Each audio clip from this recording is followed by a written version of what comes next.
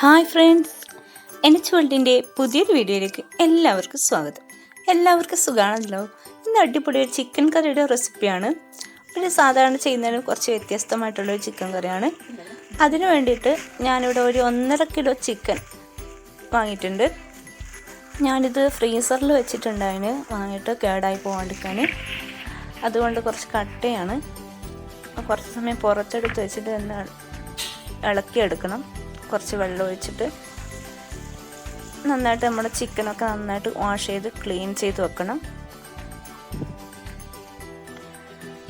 നല്ല ടേസ്റ്റ് ഉണ്ടായിരുന്നു. പൊറോട്ടക്ക് ഉണ്ടാക്കിയ കറിയേനു.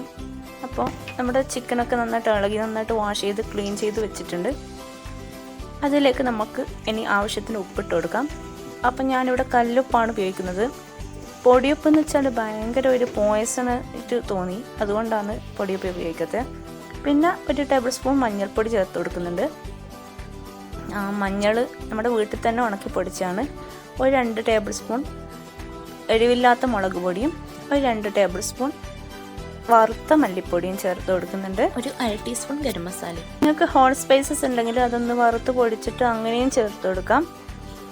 ഞാനിപ്പോൾ എല്ലാം പൊടികൾ തന്നെയാണ് ചേർക്കുന്നത്. ഒരു ടേബിൾ സ്പൂൺ കുരുമുളക് പൊടി ചേർത്തിട്ടുണ്ട്. ഇനി അതിലേക്ക് ഞാൻ തൈരാണ് ചേർത്ത് കൊടുക്കുന്നത്. ഒരു 1/4 കപ്പ് തൈര്. സാധാരണ മിൽമൻ്റെ ഞാൻ കടയിൽ നിന്ന് വാങ്ങിയ തൈര് തന്നെയാണ് അത് തന്നെയാണ് ഞാൻ ചേർത്ത് കൊടുക്കുന്നത്. പിന്നെ കുറച്ച് ഒരു വലിയ കുടം വെളുത്തുള്ളിയും ഒരു വലിയ പീസ് ഇഞ്ചിയും കുറച്ച് കറിവേപ്പിലയും അതും കൂടി നന്നായിട്ട് ചതച്ചിട്ട് അതും ചേർത്ത് നന്നായിട്ട് കൈവച്ചിട്ട് തന്നെ നന്നായിട്ട് നമ്മൾ കുഴച്ച് ആ ചിക്കൻ്റെ ഒത്ത് നന്നായിട്ട് മസാല ഒന്ന് പിടിക്കണം. നിങ്ങൾക്ക് വേണമെങ്കിൽ ചിക്കൻ പീസിൽ കത്തി കൊണ്ടൊന്ന് വരഞ്ഞു കൊടുക്കാം. അങ്ങനെ ആകുമ്പോൾ പെട്ടെന്ന് മസാല ഉള്ളിലേക്ക് അങ്ങ് ഇറങ്ങി കിട്ടും. ഞാൻ കത്തി വെച്ചിട്ടൊന്ന് വരഞ്ഞു കൊടുക്കുന്നുണ്ട്. ഇനി ഞാനിവിടെ ഒരു 4 സവാള എടുത്തിട്ടുണ്ട്. 4 സവാളയിൽ മുഴുവനായിട്ട് ഞാൻ കറിയിൽ ചേർക്കുന്നില്ല. 3 സവാളയെ ഞാൻ കറിയിൽ ചേർക്കുന്നുള്ളൂ. ഒന്ന് ഫ്രൈ ചെയ്തെടുക്കാൻ വേണ്ടിയിട്ടാണ്. ഫ്രൈ ചെയ്തിട്ട് നന്നായിട്ട് നമ്മൾ ബിരിയാണിക്കൊക്കെ ഫ്രൈ ചെയ്യുന്ന പോലെ ഫ്രൈ ചെയ്തിട്ട് നമ്മൾ ചേർത്ത് കൊടുക്കുന്നുണ്ട്. അപ്പം നമ്മുടെ ഉള്ളിയൊക്കെ ഒന്ന് തൊലിയൊക്കെ കളഞ്ഞിട്ട് ഒരു വലിയ പീസ് ഇഞ്ചിയും ഒരു കുടം വെളുത്തുള്ളിയും 2 പച്ചമുളകും ഒരു 3 തക്കാളിയും എടുത്ത് വെച്ചിട്ടുണ്ട്. അപ്പോൾ ഉള്ളിൻ്റെ എല്ലാം തോല് കളഞ്ഞിട്ട് നന്നായിട്ട് കഴുകി എടുത്ത് വെച്ചിട്ടുള്ളതാണിത്. ഇനി നമുക്കതൊക്കെ നന്നായിട്ടൊന്ന് കട്ട് ചെയ്തെടുത്ത് വെക്കാം. ഇഞ്ചിൻ്റെയും വെളുത്തുള്ളിൻ്റെയും ടേസ്റ്റ് അത് വേറെ തന്നെയാണ്. നമ്മളെപ്പോഴും മാക്സിമം ഇഞ്ചിയും വെളുത്തുള്ളിയും കുറച്ച് അധികം എടുക്കാൻ ശ്രദ്ധിക്കുക. അപ്പോൾ നമ്മുടെ മസാലയൊക്കെ നന്നായിട്ട് അരിഞ്ഞ് വെച്ചിട്ടുണ്ട്. ഇനി നമുക്ക് കറി ഉണ്ടാക്കാൻ തുടങ്ങാം. ഗ്യാസ് കത്തിച്ചിട്ടുണ്ട്. ഞാൻ കുക്കർ വെച്ച് കൊടുക്കുന്നുണ്ട്.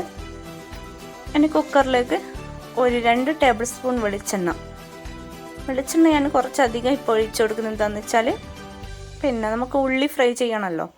ഒരു ഉള്ളിയാണ് ഞാൻ ഫ്രൈ ചെയ്തിട്ട് എടുക്കുന്നത്. അപ്പോൾ അതിൻ്റെ ഒരു ഉള്ളി ഞാൻ നൈസായിട്ട് അരിഞ്ഞാണ് അതങ്ങ് ചേർത്ത് കൊടുക്കുന്നുണ്ട്.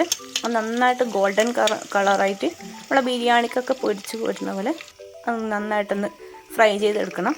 ഉള്ളി ഇപ്പം ഇത് നന്നായിട്ട് വാടി വന്നിട്ടുണ്ട്.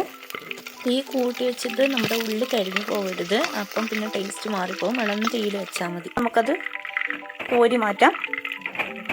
ആ ഉള്ളി ഫ്രൈ ചെയ്ത അതേ എണ്ണയിൽ തന്നെയാണ് നമ്മൾ കറി വെക്കുന്നത്. ഞാനൊരു പ്ലേറ്റിലേക്ക് ഇട്ട് കൊടുക്കുന്നുണ്ട്. ഞാൻ സാധാരണ അങ്ങനെയൊന്നും ചെയ്യാറുണ്ടായിട്ടില്ല. പക്ഷേ ഇങ്ങനെ വെച്ചപ്പോൾ നല്ല ടേസ്റ്റ് തോന്നി.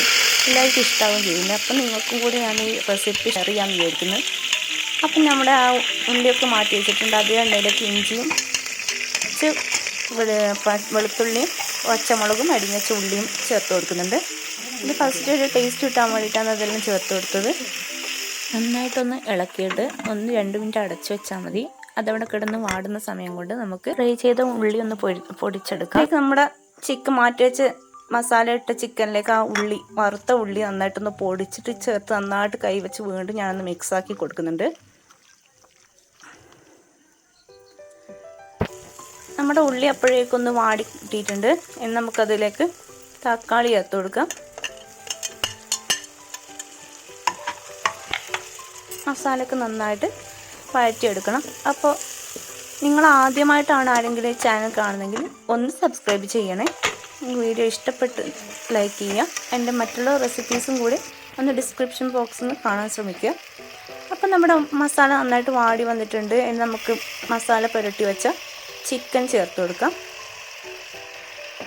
അതിൻ്റെ ഒരു കളർ തന്നെ, തൈര് ചേർക്കുന്നുണ്ട്, ഒരു വേറെ തന്നെ നല്ല ടേസ്റ്റ് കിട്ടിയിട്ടുണ്ട്. അതിന് മാത്രമല്ല ചിക്കൻ പെട്ടെന്ന് വെന്ത് കിട്ടുകയും ചെയ്യും.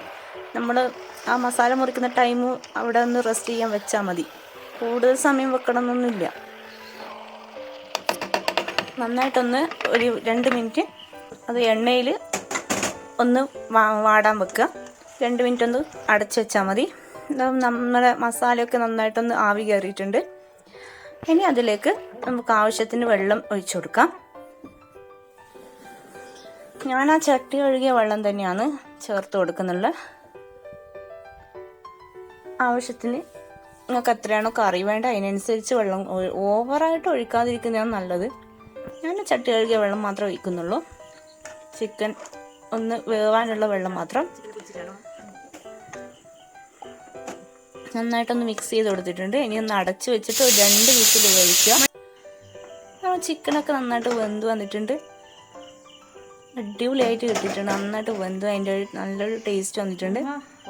ഇനി അതൊന്ന് കുറച്ച് ലൂസായിട്ടാണുള്ളത്. കുറച്ചും കൂടെ ഒന്ന് വറ്റിക്കാമെന്ന് ഞാൻ വിചാരിക്കുന്നുണ്ട്.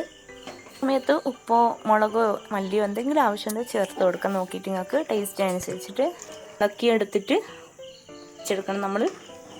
ഞാനിവിടെ ചിക്കൻ മസാല 2 ടീസ്പൂൺ 2 ടേബിൾ സ്പൂണാണ് ചേർക്കുന്നത്. നിങ്ങളുടെ ടേസ്റ്റ് അനുസരിച്ചിട്ട് നിങ്ങൾ നോക്കിയിട്ട് ചേർക്കുക. അത് തിളപ്പിച്ചെടുത്തിട്ടുണ്ട്. അതിലേക്ക് ഒരു വലിയ spoon 2 table spoon chicken masala പൗഡറും കൂടി ഞാൻ ചേർത്ത് കൊടുക്കുന്നുണ്ട്. മല്ലിച്ചപ്പും കൂടി ചേർത്ത് കൊടുക്കണം. ഇപ്പം എൻ്റെ കയ്യിൽ ഇല്ലാത്തതുകൊണ്ട് ഞാനത് ചേർക്കുന്നില്ല. അപ്പോൾ എല്ലാത്തിൻ്റെ കൂടെയും, ചോറിൻ്റെ കൂടെ ആണെങ്കിലും ചപ്പാത്തിൻ്റെ കൂടെ ആണെങ്കിലും പൊറോട്ടൻ്റെ കൂടെ ആണെങ്കിലും ഒരു ഉഗ്രൻ കോമ്പിനേഷൻ തന്നെയാണ്.